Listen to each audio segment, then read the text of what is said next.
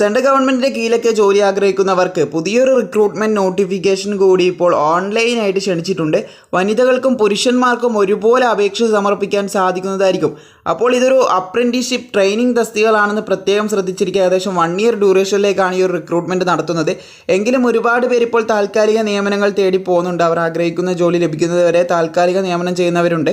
അപ്പോൾ താല്പര്യമുള്ളവർക്ക് ഇപ്പോൾ ഓൺലൈനായിട്ട് അപേക്ഷ സമർപ്പിക്കാൻ സാധിക്കുന്നതായിരിക്കും. അപ്പോൾ നമുക്ക് വന്നിട്ടുള്ള ഈ റിക്രൂട്ട്മെൻറ്റ് നോട്ടിഫിക്കേഷൻ്റെ മുഴുവൻ വിവരങ്ങളും എന്താണെന്ന് നോക്കാം.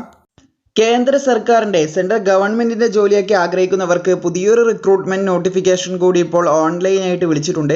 10 ജൂൺ 2022 മുതലാണ് പുതിയ റിക്രൂട്ട്മെൻറ്റ് നോട്ടിഫിക്കേഷൻ ഇപ്പോൾ ഓൺലൈനായിട്ട് ക്ഷണിച്ചിട്ടുള്ളത്.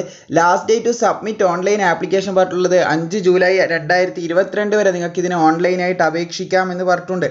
അപ്പോൾ കൂടുതൽ ഡീറ്റെയിൽസ് നോക്കുകയാണെങ്കിൽ ഹെവി വെഹിക്കിൾസ് ഫാക്ടറിയിലേക്കാണ് പുതിയ റിക്രൂട്ട്മെൻറ്റ് ഇപ്പോൾ ക്ഷണിച്ചിട്ടുള്ളത്. സെൻട്രൽ ഗവൺമെൻറ്റിൻ്റെ കീഴിലുള്ള ഒരു ജോലിയായിരിക്കും. താല്പര്യമുള്ളവർക്ക് ഇപ്പോൾ അപേക്ഷിക്കുക.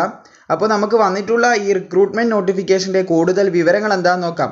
ഹെവി വെഹിക്കിൾസ് ഫാക്ടറി അവാദിയിലേക്കാണ് പുതിയ റിക്രൂട്ട്മെൻറ്റ് ഇപ്പോൾ ക്ഷണിച്ചിട്ടുള്ളത്. Central government ജോബാണ്. അതുപോലെ തന്നെ അപ്രൻറ്റീസ് ട്രെയിനിങ് തസ്തികകളാണെന്ന് പ്രത്യേകം ശ്രദ്ധിച്ചിരിക്കുക. ഏകദേശം 1 ഇയർ ഡ്യൂറേഷനുള്ള ട്രെയിനിങ് ആയിരിക്കും എന്നും കൂടി ശ്രദ്ധിച്ചിരിക്കുക.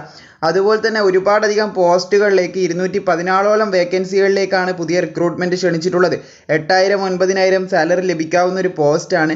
ഓൺലൈനായിട്ടാണ് അപേക്ഷിക്കേണ്ടത്. ലാസ്റ്റ് ഡേറ്റ് നമ്മൾ പറഞ്ഞു 5 ജൂലൈ 2022 വരെ നിങ്ങൾക്ക് ഇതിന് ഓൺലൈനായിട്ട് അപേക്ഷിക്കാനുള്ള സൗകര്യം ലഭിക്കുന്നതായിരിക്കും.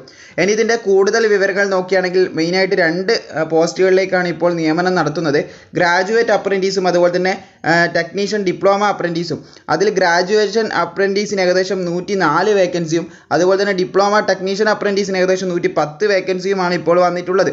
അതുപോലെ ടോട്ടലായിട്ട് 214 വേക്കൻസികൾ നമ്മൾ പറഞ്ഞതുപോലെ വന്നിട്ടുണ്ട്. ഇനി നമുക്ക് ഓരോരോ ഡിസിപ്ലിനിലും എങ്ങനെയാണ് വേക്കൻസി വന്നിട്ടുള്ളതെന്ന് നോക്കാം. ആദ്യം തന്നെ കമ്പ്യൂട്ടർ സയൻസ് ആൻഡ് എഞ്ചിനീയറിംഗ് ആണ്. അതിൽ ഗ്രാജുവേറ്റ് അപ്രൻറ്റീസിന് ഏകദേശം 19 വേക്കൻസി റിസർവ് ചെയ്തിട്ടുണ്ട്. അതുപോലെ തന്നെ ഡിപ്ലോമ അപ്രൻറ്റീസിന് 7 വേക്കൻസി റിസർവ് ചെയ്തിട്ടുണ്ട്. ഇനി ഇലക്ട്രിക്കൽ ആൻഡ് ഇലക്ട്രോണിക്സ് ആണ്. ഗ്രാജുവേഷന് ഏകദേശം 10 വേക്കൻസിയും ഡിപ്ലോമയ്ക്ക് 30 വേക്കൻസിയും ഉണ്ട്. ഓട്ടോമൊബൈൽ ആണ്. ഗ്രാജുവേറ്റിന് ഏകദേശം 10 വേക്കൻസി, ഡിപ്ലോമയ്ക്ക് 18 വേക്കൻസി. പിന്നെ സിവിൽ എഞ്ചിനീയറിംഗ് ആണ്. ഗ്രാജുവേഷൻ ഏകദേശം 15 വേക്കൻസി, ഡിപ്ലോമയ്ക്ക് ഏകദേശം 5 വേക്കൻസിയും പറഞ്ഞിട്ടുണ്ട്. പിന്നെ മെക്കാനിക്കൽ എഞ്ചിനീയറിംഗ് ആണ്. 50 വേക്കൻസിയാണ് രണ്ടിനും റിസർവ് ചെയ്തിട്ടുള്ളത്. അതുപോലെ തന്നെ ഇതിൻ്റെ മൊത്തം വേക്കൻസി നോക്കുകയാണെങ്കിൽ ഗ്രാജുവേഷൻ അപ്രൻറ്റീസിന് 104 വേക്കൻസിയും അതുപോലെ ഡിപ്ലോമ അപ്രൻറ്റീസിന് നമ്മൾ പറഞ്ഞതുപോലെ തന്നെ 110 വേക്കൻസിയും ഇപ്പോൾ റിസർവ് ചെയ്തിട്ടുണ്ട്. ഇതിൻ്റെ ഏജ് ലിമിറ്റ് നോക്കുകയാണെങ്കിൽ പ്രായം കണക്കാക്കുന്നത് age will be followed by apprenticeship rule പ്രകാരമായിരിക്കുമെന്ന് പറഞ്ഞിട്ടുണ്ട്. അങ്ങനെ നോക്കുകയാണെങ്കിൽ ഏകദേശം 14 to 13 ഇയർ ആണ് അവിടെ വരുന്നത്. അപ്പോൾ ആ ഒരു ഏജിൻ്റെ ഇടയിലുള്ളവർക്കായിരിക്കും അപ്ലൈ ചെയ്യാൻ സാധിക്കാമെന്ന് ശ്രദ്ധിച്ചിരിക്കുക.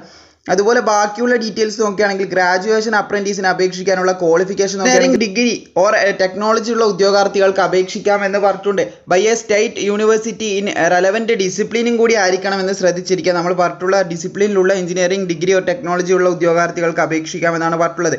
അതുപോലെ ഡിപ്ലോമ അപ്രൻറ്റീസിന് അപേക്ഷിക്കാനുള്ള ക്വാളിഫിക്കേഷൻ നോക്കുകയാണെങ്കിൽ diploma in engineering or technology ഉള്ള ഉദ്യോഗാർത്ഥികൾക്ക് അപേക്ഷിക്കാം. State council board of technical education ആണ് പറഞ്ഞിട്ടുള്ളത്. Established by state government in relevant discipline ആയിരിക്കണമെന്ന് പ്രത്യേകം ശ്രദ്ധിച്ചിരിക്കുക. നമ്മൾ പറഞ്ഞിട്ടുള്ള ഡിസിപ്ലിനിലുള്ള ഡിപ്ലോമ ഇൻ എഞ്ചിനീയറിംഗ് ഓർ ടെക്നോളജിയാണ് പറഞ്ഞിട്ടുള്ളത്. അപ്പോൾ ഇതാണ് ഇപ്പോൾ വിളിച്ചിട്ടുള്ള റിക്രൂട്ട്മെൻറ്റ് നോട്ടിഫിക്കേഷൻ്റെ എഡ്യൂക്കേഷൻ ക്വാളിഫിക്കേഷൻ ആയിട്ട് പറഞ്ഞിട്ടുള്ളത്. അപ്പോൾ എങ്ങനെ അപേക്ഷിക്കാം എന്നുള്ള ഡീറ്റെയിൽസ് ഒക്കെ നിങ്ങൾക്ക് താഴെ ഡിസ്ക്രിപ്ഷനിൽ 1 by 1 ആയി ലഭിക്കുന്നതായിരിക്കും. എന്തെങ്കിലും ഡൗട്ട് ഉണ്ടെങ്കിൽ നിങ്ങൾക്ക് അവിടെ കയറി മുഴുവൻ ക്ലിയർ ചെയ്യാൻ സാധിക്കുന്നതായിരിക്കും. അതുപോലെ താഴെയുള്ള ലിങ്കിൽ കയറി താഴേക്ക് സ്ക്രോൾ ചെയ്യുകയാണെങ്കിൽ നിങ്ങൾക്ക് ഇവിടെ ഒഫീഷ്യൽ നോട്ടിഫിക്കേഷൻ ഡൗൺലോഡ് ചെയ്യാനുള്ള ലിങ്ക് ലഭിക്കുന്നതായിരിക്കും. അതുപോലെ തന്നെ ഓൺലൈനായിട്ട് അപേക്ഷിക്കാനുള്ള ലിങ്ക് നിങ്ങൾക്ക് ഇവിടെ ലഭിക്കുന്നതായിരിക്കും. ഒഫീഷ്യൽ നോട്ടിഫിക്കേഷൻ ഡൗൺലോഡ് ചെയ്യാൻ എന്തെങ്കിലും ഇറർ വരികയാണെങ്കിൽ ജസ്റ്റ് ഇവിടെ ഒരു ലോങ് പ്രസ് ചെയ്ത് പിടിച്ചതിന് ശേഷം താഴേക്ക് സ്ക്രോൾ ചെയ്യുമ്പോൾ ഡൗൺലോഡ് ലിങ്ക് കാണാൻ സാധിക്കുന്നതായിരിക്കും. അതിൽ ക്ലിക്ക് ചെയ്താൽ നോട്ടിഫിക്കേഷൻ ലഭിക്കുന്നതായിരിക്കും. അപ്പോൾ വീഡിയോ ഇഷ്ടപ്പെട്ടാൽ തീർച്ചയായും ലൈക്ക് ചെയ്യുക. പരമാവധി സുഹൃത്തുക്കളിലേക്ക് ഷെയറും കൂടി ചെയ്ത് കൊടുക്കുക.